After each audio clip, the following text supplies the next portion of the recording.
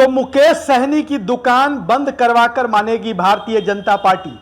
जी हां, भारतीय जनता पार्टी हर हाल में बिहार की सत्ता पर काबिज होना चाहती है और भारतीय जनता पार्टी के सामने ना सिर्फ नीतीश कुमार चुनौती हैं, ना सिर्फ डिप्टी सीएम तेजस्वी यादव चुनौती हैं, जनता दल यूनाइटेड और राष्ट्रीय जनता दल कांग्रेस जैसी पार्टियों के अलावा भारतीय जनता पार्टी को कई छोटी छोटी पार्टियों से भी निपटना है।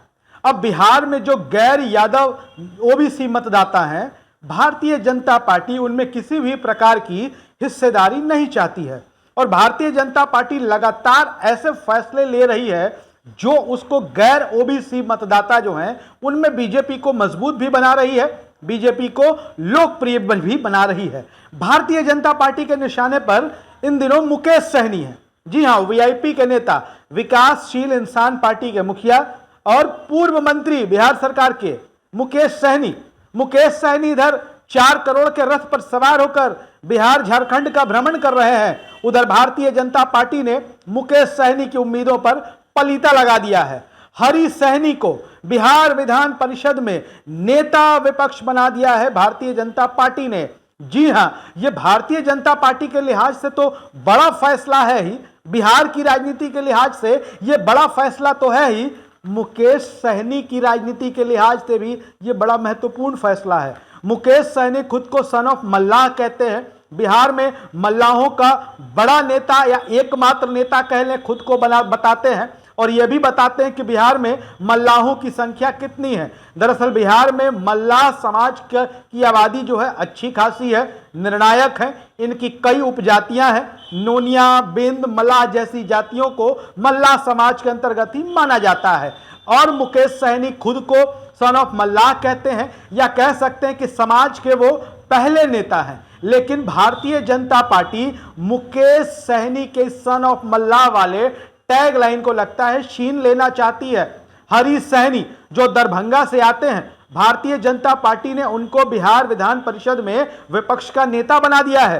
पहले सम्राट चौधरी इस पद पर हुआ करते थे, लेकिन जब सम्राट चौधरी, आपको बता दें कि सम्राट चौधरी पहले बिहार सरकार में जब एनडीए की सरकार थी, भारतीय जनता पार्टी और जनता दल यूनाइटेड साथ थे, तो सरकार में मंत्री हुआ करते थे। उसके बाद जैसे ही महागठबंधन की सरकार बनी, आरजेडी, जेडीयू, कांग्रेस और लेफ्ट पार्टियां एक साथ आई, उसके बाद सम्राट चौधरी को बीजेपी ने बड़ी जिम्मेवारी दी और उनको बिहार विधान परिषद में नेता प्रतिपक्ष बना दिया, क्योंकि सम्राट चौधरी बिहार विधान परिषद के सदस्य थे।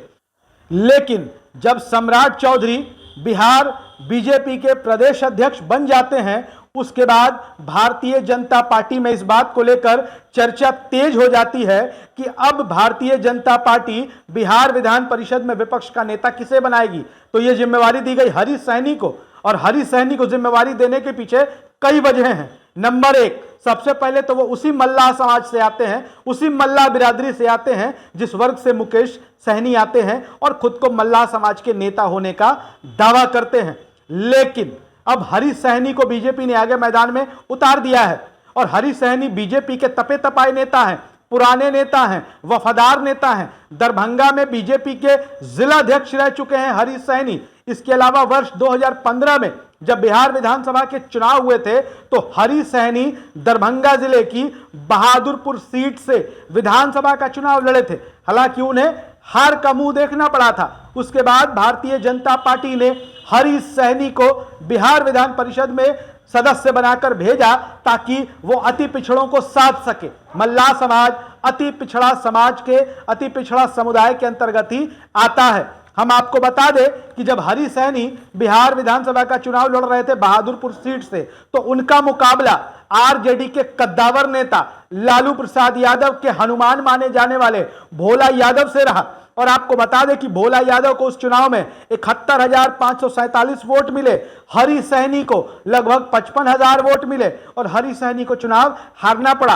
अभी बहादुरपुर सीट की बात कर ले तो मदन सहनी जो बिहार की नीतीश कुमार की सरकार में मंत्री हैं, वहां से विधायक हैं। लेकिन हरी सहनी को भारतीय जनता पार्टी लगातार बड़ी जिम्मेवारी देती जा रही है। मल्लाह समाज पर भारतीय जनता पार्टी खूब भरोसा जता रही है। इसके पहले जब बिहार में एनडीए की सरकार थी तो रेणु देवी मल्लाह समाज से आती थी और नोनिया समाज का प्रतिनिधित्व करती थी। रेणु देवी को डेप्यूटी सीएम उप मुख्यमंत्री की कुर्सी बीजेपी ने बिहार में दी थी। अब बात कर ले मुजफ्फरपुर लोकसभा क्षेत्र की तो अजय निषाद इसी समाज से आते हैं, भारतीय जनता पार्टी के सांसद हैं। इसके अलावा बीजेपी प्रखंड स्तर पर, पंचायत स्तर पर, जिला स्तर पर लगातार मल्लाह समाज के नेताओं को आगे बढ़ा रही है, आगे निकाल रही है। और आने वाली राजनीति में, आने वाले वक्त में जब बिहार विधानसभा के चुनाव होंगे या लोकसभा के चुनाव होंगे, भारतीय जनता पार्टी निषाद समाज पर बड़ा भरोसा जताने जा रही है। और बीजेपी जितना मल्लाह समाज के नेताओं को आगे करेगी,